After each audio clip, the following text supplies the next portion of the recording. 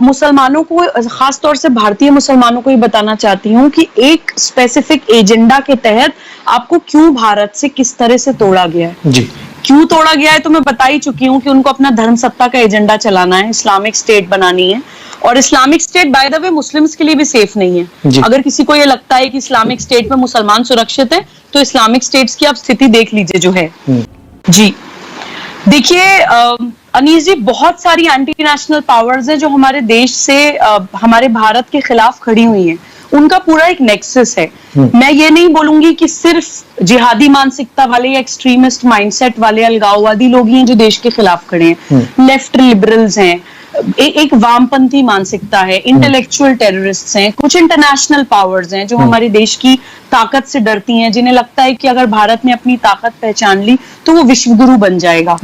तो और वामपंथी विचारधाराओं वाली कुछ माओवादी हैं, नक्सलवादी हैं, बहुत तरह की ऐसे एक पूरा एक मधुमक्खी का छत्ता है जिससे हम जूझ रहे हैं, जिससे हम लड़ रहे हैं। तो इसलिए मैं इंडियन मुस्लिम से और ये अपील करती हूँ कि हम उस बॉक्स से बाहर निकलें। और देखिए, इस्लाम या Allah, the most beneficent, the most merciful जो क्रिएटर है जिसने ये पूरी दुनिया बनाई है, वो किसी एक ज्योग्राफिकल लोकेशन से जुड़ा तो नहीं हो सकता है। उसके लिए तो सारी कंट्रीज, पूरी कायनात सब एक हैं। तो अरब को तो उठा के आप साइड में रख दीजिए।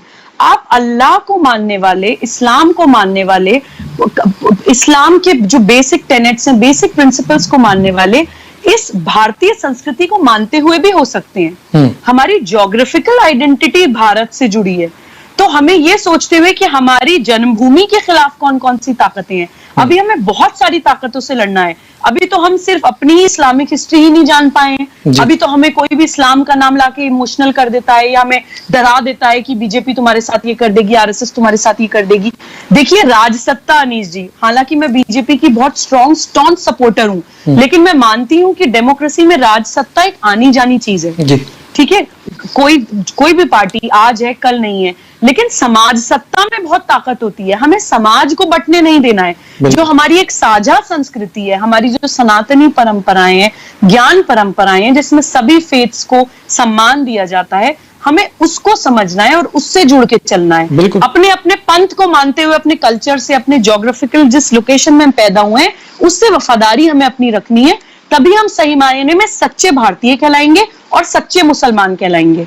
बिल्कुल बिल्कुल। और ये मैं समझता हूँ कि ये मैसेज ऑफ सेकुलर स्टेट का जो एक बुनियादी नुक्ता होता है, मिलजुल कर एकजुट रहकर गुजारा करने का, एक दूसरे के साथ टॉलरेंस का लेवल रखते हुए प्यार मोहब्बत से गुजारा करते हैं, तो जब भी वो दुनिया की एक सुपर पावर, इकोनॉमिक पावर हो या ह्यूमन रिसोर्सेज के हवाले से हो, वो बनते हैं।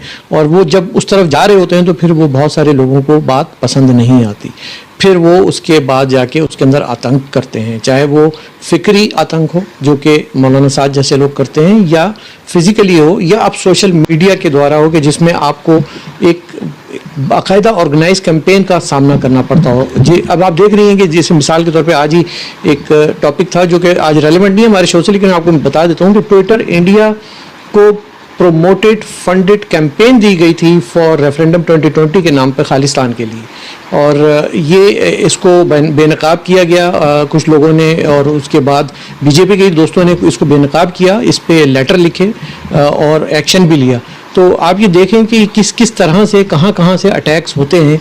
लोगों को ये समझना होगा कि अपने पैटी इश्यूज से बाहर निकलें, इन मामलात को छोड़ें और ये देखें कि इस वक्त किन किन खतरात का सामना है। Other than corona there are worse viruses जो कि हमारे जहनों में डाले जाते हैं, जो कि हमारे दिलों में बिठाए जाते हैं, फिर उसके लिए दीन का नाम इस्तेमाल करते हैं, फिर उसके लिए इस्लाम का नाम इस्तेमाल भी करते हैं और ख़राब भी करते हैं। तो इसके लिए भी हमको और आपको एक यूनाइटेड फ्रंट के तौर पे आके लोगों को समझाने की शदीद ज़रूरत है। जी अनीस जी, देखिए, मैं आपके चैनल के माध्यम से कुछ डेट्स बताना चाहती हूँ। वो बतानी इसलिए ज़रूरी है कि ओपिनियन गलत हो सकती है, फैक्ट्स गलत नहीं होते हैं। मैं मुसलमानों को, खास तौर से भारतीय मुसलमानों को ये बताना चाहती हूँ कि एक स्पेसिफिक एजेंडा के तहत आपको क्यों भारत से किस तरह से तोड़ा गया है। जी, क्यों तोड़ा गया है तो मैं बता ही चुकी हूँ कि उनको अपना धर्म सत्ता का एजेंडा चलाना है, इस्लामिक स्टेट बनानी है। और Islamic state by the way Muslims के लिए भी सेफ नहीं है। अगर किसी को ये लगता है कि इस्लामिक स्टेट में मुसलमान सुरक्षित है, तो इस्लामिक स्टेट्स की आप स्थिति देख लीजिए जो है। तो मैं मुसलमानों को बताना चाहती हूँ कि जब 1857 की क्रांति हुई थी, इससे शायद थोड़ा सा कनेक्टेड फील करें। 1857 की जब क्रांति हुई थी तो हिंदू, मुस्लिम, सिख, ईसाई सब मिलजुल के अंग्रेजों के खिलाफ लड़ा था। उस वक्त वंदे मातरम के नारे जोर शोरों से हर पंथ का इंसान लगाता था, इर्रेस्पेक्टिव ऑफ देयर फेथ। तब तक ये अलगाववाद इतना ज्यादा लेवल पर ये लोग नहीं कर पाए थे। अब तब अंग्रेजों ने ये रियलाइज किया कि अगर ये लोग मिलजुल के रहे तो इन पे बहुत लंबे टाइम तक राज नहीं किया जा सकता है।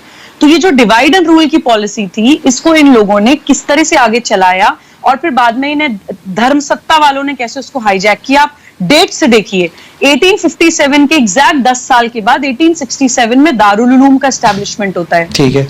1905 में बंगाल विभाजन होता है कर्जन के द्वारा, जिसको हम लॉर्ड कर्जन बोलते हैं, जो धर्म के आधार पर जो आज की तारीख में बांग्लादेश है। 1905 में 1907 में मुस्लिम लीग की स्थापना होती है। 1915 में कम्युनल इलेक्टोरेट को एक्सेप्ट किया जाता है कांग्रेस के द्वारा। 1919 में खिलाफत मूवमेंट की आवाज उठती है, जिसको हमारे राष्ट्रपिता गांधी जी ने भी सपोर्ट किया था, खिलाफत मूवमेंट। 1925 में तबलीगी जमात का एस्टैब्लिशमेंट होता है। 1930 में पाकिस्तान वर्ड कॉइन होता है। 1940 में लाहौर में पाकिस्तान डिक्लेरेशन होता है जिन्ना के द्वारा। 1946 में डायरेक्ट एक्शन डे का आह्वान होता है। बहुत बड़ा एक दंगा होता है देश के अंदर, मास रेप, मर्डर, स्लॉटर्स होते हैं। और 1947 में इस देश का विभाजन। तो ये जितनी भी कट्टरवादी संस्थाएं हैं जिनसे मुसलमान अपने आप को जोड़ के चलते हैं, उनका एक्चुअली में इस्लाम से कोई लेना देना नहीं है जी। वो सिर्फ पॉलिटिकल पार्टीज के साथ साठगांठ करके एक एजेंडा के तहत इस मुल्क में जानबूझ के बिछाई गई हैं और ये जगह जगह बैठ गए हैं। इनके कुछ धार्मिक संस्थाओं के नाम पे चल रहे हैं, कुछ आतंकी संगठन है, उनके स्लीपर सेल्स चल रहे हैं और कुछ बिल्कुल प्रत्यक्ष तौर पे देश में चल रहे हैं। अब जैसे अभी हमने जो ये देखा सीएए जो प्रोटेस्ट चल रहा था इस देश में, उसमें आप देखिए कि सिमी और पीएफआई का हाथ होना पाया गया यूपी में हमारी जांच एजेंसीज ने। जहां पे शाहीन बाग में जहां ये प्रोटेस्ट कर रहे थे, वहां पे पीएफआई का हेड ऑफिस चल रहा था। बिल्कुल। तो आप ये देखिए कि ये मुस्लिम्स को भी समझने की जरूरत है कि क्या ये इस्लाम है, क्या अल्लाह जिस धर्म में ये बोलते हैं कि एक बेगुनाह की जान जाने का मतलब पूरी ह्यूमैनिटी की जान चली गई, पूरी ह्यूमैनिटी को आपने कत्ल कर दिया, उस पंथ को इतना ज्यादा बदनाम अगर हो रहा है तो मुसलमानों की रिस्पॉन्सिबिलिटी है कि आगे आके एक भारतीय होने के भी नाते और एक मुसलमान होने के भी नाते अपनी जिम्मेदारी संभालें, अपनी जिम्मेदारी को माने। और किसी भी एक पॉलिटिकल पार्टी से आपका वैचारिक मतभेद हो सकता है, लेकिन उस पॉलिटिकल पार्टी से मतभेद के चक्कर में आपकी जो रैशनैलिटी है, आपका जो तर्क है, जो बुद्धि है, जो विवेक है, ऊपर वाले ने जो सोचने समझने की शक्ति दी है, उसको प्लीज मत जाने दीजिए, क्योंकि वो जिंदगी जीने के लिए बहुत जरूरी है। रैशनैलिटी के बिना इंसान क्या है? बिल्कुल नहीं है। और दूसरी बात ये कि देखें, मैं अपने व्यूअर्स को हमेशा एक बात समझाने की कोशिश करता हूं कि ये जिस तरह से आपने डेट बाय डेट ये सारे इवेंट्स बताए हैं, अगर वो इन इवेंट्स की रिसर्च कर लें और स्टडी कर लें तो उनकी समझ में आ जाएगा। देखें, जब टू नेशन थ्योरी भी एक इसी तरह का एक मंजन बेचा गया था और उसके नाम पे किस तरह से कितने मिलियंस ऑफ लाइव्स का नुकसान हुआ उस डिवीज़न में। मैं उसको क्या कहते हैं, तोड़ना या जोड़ना नहीं कहता, मैं उसको तकसीम कहता हूँ। उस तकसीम में कितनी जानों का नुकसान हुआ। और 47 में जब ये तकसीम होती है हिंदुस्तान पाकिस्तान की, उसके बाद 5 से 10 साल के अंदर अंदर वो नैरेटिव चेंज होके बन जाता है कि पाकिस्तान का मतलब क्या, ला इलाहा इल्लल्लाह। फिर उसके बाद जनरल ज़िया का जब मार्शल लॉ आता है तो फिर वो पाकिस्तान इस्लाम का किला बन जाता है। यानी कि पूरी 52 से ज़्यादा इस्लामी ममालिक हैं जो कि सुकून के साथ रह रहे हैं, तरक्की कर रहे हैं, लेकिन एक मुल्क को बना दिया जाता है किला और उसको बोल दिया जाता है कि पाकिस्तान का मतलब क्या और तुम उम्मा के लीडर हो, और उसके बाद वहाँ से फैनेटिसिज्म की बुनियाद पड़ती है। तो ये अगर हम अपने आज लोगों को, जो कि लोग वहाँ पे ज़हनी तौर पे, फ़िक्री तौर पे मुंतशिर हो रहे हैं, आइसोलेशन का शिकार हो रहे हैं, आज उनको हमें बताने की ज़रूरत है कि ये हिस्ट्री से प्रूवन है। अब आप इस ट्रैप में ना आइएगा। तो अब आप ये बताएं कि ये आइसोलेशन में जाती हुई मुस्लिम कम्युनिटी को जोड़ के रखने का क्या तरीका है? जी देखिए, जोड़ के रखने का तरीका तो मुझे यही लगता है कि मैं मानती हूँ नॉलेज इज पावर। आपको बेवकूफ कोई तभी बना सकता है, आपको वरगला कोई तभी सकता है, जब आपका कोई बर्तन खाली होगा तभी उसके अंदर कोई कचरा भर सकता है। तो आप अपनी इस्लामिक हिस्ट्री थोड़ा सा पढ़िए, थोड़ा सा इस देश की हिस्ट्री पढ़िए। जब आप भारत की हिस्ट्री पढ़ेंगे तो आपको ये पता चलेगा कि इस मुल्क में तो कभी किसी के साथ, मैं कहती हूँ कि जो अहिंसा में जो मुल्क यकीन करता है, उसकी नेशनल एथॉस ही किसी के साथ बुरा करने की नहीं है। इतिहास में कभी हमने, भारतीयों ने कभी इन्वेड नहीं करी कोई कंट्री। हमारे यहाँ जो जंगें भी हुई हैं, अगर महाभारत रामायण भी हमें पढ़ाई जाती है, हमारे यहाँ जंगें भी हमेशा धर्म के लिए हुई हैं। और धर्म का मतलब फेथ से नहीं है, धर्म का मतलब है कर्तव्य पालन। हमारे यहाँ जंगें महिला सम्मान में हुई हैं, द्रौपदी के चीरहरण में जंग हुई है, सीता के सम्मान के लिए जंग हुई है। तो हमारे यहाँ जंगें भी कभी भी दूसरे की कोई जमीन हक तलफी करने के लिए या विमेन कैप्टिव करने के लिए, इंडिया की हिस्ट्री अगर आप उठा के पढ़ लेंगे तो आपको पता चल जाएगा कि इस सरजमीन पे कभी मुसलमानों के साथ कभी बुरा नहीं हुआ। हालांकि कुछ कट्टर मानसिकता वाले मुसलमान भी, मैं उनको नहीं बोलूंगी, कट्टरवादियों ने इस मुल्क के साथ और इस मुल्क की संस्कृति के साथ बहुत बुरा किया है। यूनिवर्सिटीज जला दी, मंदिर विध्वंस कर दिए, ज्ञान परंपराएं खत्म कर दी, फिर भी, और यहाँ तक कि पूरा एक एजेंडा के तहत देश के को 2 टुकड़ों में भी बांट दिया धर्म के नाम पे। उसके बावजूद भी जिन मुसलमानों ने भारत को चुना, उनको पूरे कॉन्स्टिट्यूशनल राइट्स, फंडामेंटल राइट्स के साथ, सम्मान के साथ इस मुल्क ने एक्सेप्ट किया। तो ये मुसलमानों को समझने की जरूरत है। और एक चीज और अनीस जी, आपके चैनल के माध्यम से मैं स्पेशली यूथ को ये मैसेज देना चाहती हूँ कि देखिए, कोई भी, अब इवन कोई अगर आतंकवादी भी होता है, देखिए कोई बच्चा माँ के पेट से आतंकवादी तो बन के आता नहीं है।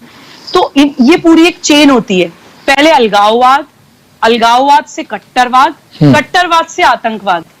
एकदम से अचानक से किसी को आतंकवादी भी नहीं बनाया जा सकता है। इसलिए ये लोग अलगाववाद के बीज पहले डालते हैं। तुम तो अलग हो, तुम्हारा खाना पीना अलग है, तुम्हारा पहनना ओढ़ना अलग है, तुम्हारी भाषा अलग है, तुम्हारा रहन सहन अलग है। ये जो मैंने आपको डेट्स बताई है, पूरी अलगाववाद से कट्टरवाद, कट्टरवाद से आतंकवाद की ही प्लानिंग थी। जो ये देश को पाकिस्तान तोड़ना था ना इस्लाम के नाम पे, तो वो प्लानिंग के तहत हो रहा था।